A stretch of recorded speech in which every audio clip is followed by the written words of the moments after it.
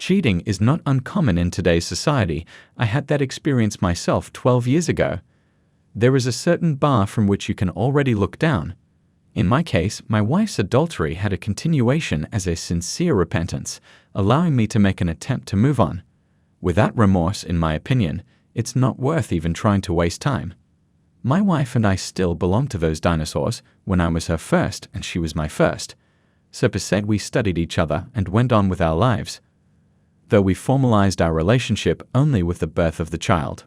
I don't know if it is like that now or not, but it was like that for us. And I didn't just appreciate it, it was like a granite monument inside of me that all the domestic turmoil, as I thought, was shattered against. That's not to say the relationship was cloudless. There were always enough screw-ups in life, and even some really big ones, but we tried and we laughed it out. Time passed and we grew up. Thanks to both of our parents, we had a small place to live. Both of us were working. A baby girl was born. Before we got married, we lived together for 3 years.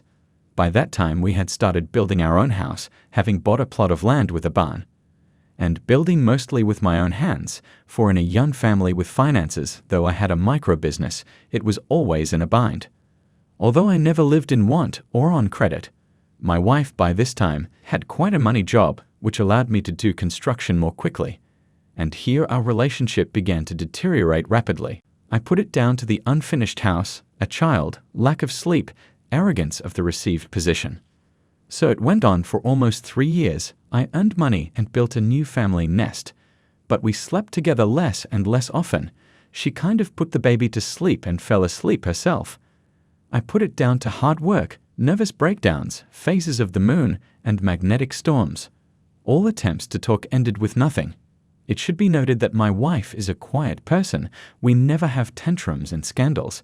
She just keeps silent. It is like she was not taught to speak when she was a child. All attempts to resolve crises have always come from me, but in these 3 years I relaxed with it. Our relationship was already 7 years old by the time we started building, and I was somewhat tired of pecking at my wife's mouth for accumulated problems and disagreements. Such a procedure took a lot of time and mental energy. In fact, I was a pregnant house that I considered family, and the family consisted of 80% of my wife. The baby was still young. Thought that my energies threatened on this family were valued by my wife as for her. How wrong I was. I should add that there was almost no reason to suspect her of infidelity. She didn't stay late at work, didn't go out much. Although if I had been the way I was now, she would have been burned very quickly. But back then I had rose-colored glasses, granite innocence, a friend and family companion. And then one day when the relationship had reached the end of the stick, and realizing that talk will not work, I went and wrote her an email with questions about our relationship as a stupid test with options for answers. I got an answer, and only after that we had our first conversation, as I thought heart to heart. I want to point out right away that if you think that a cornered woman will tell you the whole truth, you are deeply mistaken. From the conversation, it came out that my wife was cheating on me. To say that it was a shock, it is nothing to say. Even now it hurts a lot, and it has been 12 years. Pain from my chest to my heels and all the other delights. After the conversation, she saw this pain, and something in her kind of cleared up. Our relationship was even restored in some way. The infidelity was presented as a one-time binge at some corporate party, though I couldn't remember such a thing. She didn't drink that much. The subject was for the clod, although I tried to reach out and understand how this was possible. But in vain. I also learned that she had already filed for divorce. It was decided to forgive and forget and live happily ever after. Took the application. With varying success and even long-forgotten great sex, spring and summer passed and autumn came. Part of the summer I went on business trips for a week at a time. In the fall, I noticed a new tension. And as a surprise after my daughter's birthday, I was told we had to separate. With no explanation, after which she took the baby and left the house for her mother. To say I was stunned is nothing to say. The next day I drove to my mother-in-law, as I thought, frankly talked to her, took my daughter and went to the zoo. I also invited my wife there for a talk. She came in all upset, saying that I was the only one she needed and that she was kind of stressed. I could not get anything more clear. We went home. We lived happily ever after for a week, and I had to go on a business trip for a couple of weeks. While I was there, we were normally communicating via the internet. She missed me and was waiting for me.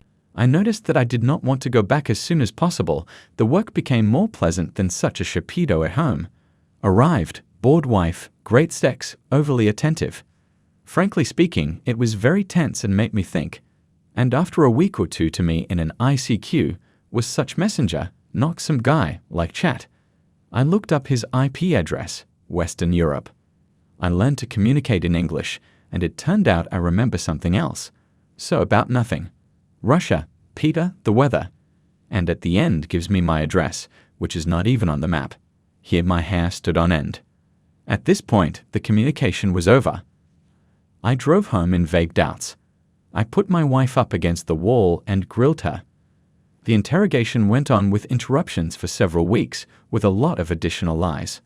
Along the way, he checked the cache of all the browsers on his computer, intercepted her mailbox. As the play was going on, the guy kept updating me, sending me pictures, emails, texts. I should give her some credit. He did not lie to me even once, and he turned out to be 43 years old Belgian. She was 30 to 33 at that time. I am so old now. We got acquainted online when she was at home with her daughter till she had to take a new pretty good job. My daughter was about a year and a half. She had nothing to do, she was studying English, and then the teacher came along. They corresponded with each other for about half a year and set an appointment in St. Petersburg. It was 5,000 come away from us. By that time, she had just got a job, and I was happy for her. She told me she was going on a business trip for 3 days. We met, rented an apartment, had interspersed sex with sightseeing. After 3 days, she came back home, and having been satisfied with her life, she filtered some photos. He sent me the missing ones later and showed me the hermitage. I did not see anything, for I did not even think in this direction. I stayed with my daughter and built a house with my mother's help. Relationships slowly deteriorated further, but by and large were tolerable. I wrote it all off to a new job, lack of sleep, a child, and unsettled. It's been almost a year or less. I am presented with the news that she almost accidentally acquaintances planted tour to Europe for 10 days and kind of stupid not to take advantage of it. I expressed displeasure, said that I do not understand it, but my wife ignored and left. I was left with the baby and the construction, grateful to my mother for her help. In fact, my wife went to the same man in Belgium. She came back right at the airport and made a scandal that I did not meet her there. Although I waited there for 3 hours and the flight was late. I wish I had thought about it, not a single text message during the whole trip. It wasn't a bell anymore, it was a bell. But again, I didn't notice. The relationship catastrophically continued to deteriorate. None of my attempts to reach out to talk were successful, until I wrote that ill-fated test for my wife. After that, I had a kind of frank conversation in which a lie was told. In the next 6 months, this lie was partially clarified, expanded. In fact, at the time of sending my malicious test for my wife to live together, preparations were being made for a divorce and taking the child abroad without my consent, preparations for the division of property. She even changed her last name to her maiden name and filed for divorce. Overseas, enough fat prince at this point kind of divorced. In fact, later it turned out that his wife left him because he got even freely liked the Belgian girl. Now I wonder what would have happened if I hadn't written that letter or the conversation wouldn't have worked out. Maybe ruined my wife's happiness with a Belgian prince, but then I would have lost my daughter forever. Losing my wife at this time would rather have been a blessing if I had known all at once. Yes, it would have been hard, but it would have been logical and understandable. I think there are a lot of cases like that, but fate decided otherwise. The wife was touched by something and tried to finish her affair, albeit sluggishly. Then the prince expressed his desire to come to our city, a millionaire in Western Siberia. She wrote to the consulate not to give him a visa. She dissuaded him, but eventually the prince arrived in our city just a few days before the fall. He flew in the day after his daughter's birthday. That's why my wife left at that time without any explanation. But something went wrong with the wife, which is a mystery to me to this day. As a result, my wife's parents hid the prince in their dacha until I left on a business trip. As it turned out later, my mother-in-law had been in the loop long enough to keep her own correspondence with the prince. He then forwarded me some of her most heartfelt texts to me, wishing me to stay on the track. One day, the prince showed up at our house and almost burned my beloved. I left. The prince was pampered. The prince was taken to local attractions, theaters, and picnics.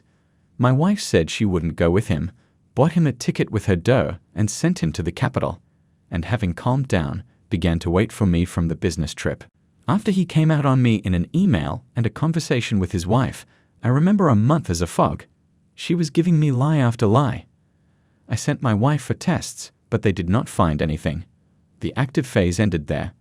Well, I guess there was no other word for what started as a madhouse. Now I wonder why I didn't go to an empty apartment, even without an official divorce or separation, just to sit back and figure it out. To just figure out if I need something here or not. Skipping a little bit to say that the situation was not a childish one, and for both of us. I don't know what would have to happen to a woman to do something like that and then try to take it all back afterwards.